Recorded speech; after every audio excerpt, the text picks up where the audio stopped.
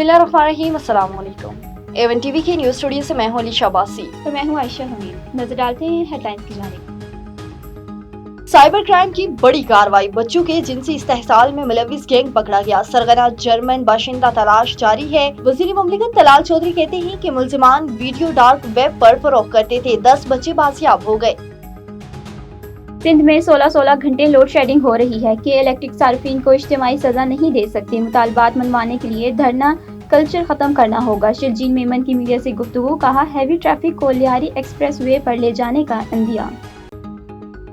और वुस्त एशियाई रियासतें यूरोप के लिए गेटवे हैं। बजरिया रेल और सड़क दीगर ममालिक से तिजारत बढ़ाना चाहते हैं। तोहरान में अब्दुल अलीम खान की उज़्बेकिस्तान के वजीर ट्रांसपोर्ट से मुलाकात। वजीर मवासलात के तुर्कमेनिस्तान के वजीर ट्रांसपोर्ट से भी मुलाकात हुई। हेडलाइंस आपने जानी, रुक करते हैं तफसीली खबरों की जानिब। ओकाड़ा में डाकू नाकू के इंसदाद के लिए पुलिस की बर्वक्त कार्रवाई। डीपीओ राशिद हदायत की अहकामात पर एसडीपीओस की जेर निगरानी डाकू नाकाजात के हवाले से स्पेशल टीमें तश्कील दी गई। इजाफी ड्यूटी मामूर की गई और गर्ज के निजाम को मजीद मौसर बनाया गया।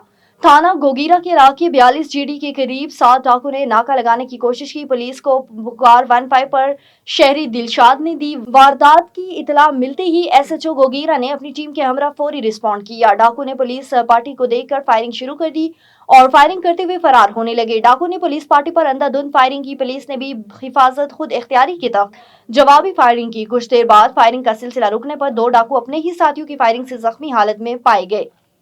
जख्मी डाकू को गिरफ्तार कर लिया गया, जबकि सर्च ऑपरेशन के दौरान मजीद 2 डाकू को ताक़ुब करके गिरफ्तार कर लिया गया। 3 फरार डाकू की तलाश के लिए हुसूसी टीमें तश्कील। डाकू के कब्जे से असलहा बरामद। एवन टीवी के न्यूज़ स्टूडियो से फरवत कितना ही। मजीद किसी भी खबर से बाखबर रहने के लिए देखते रहिए एवन टीवी।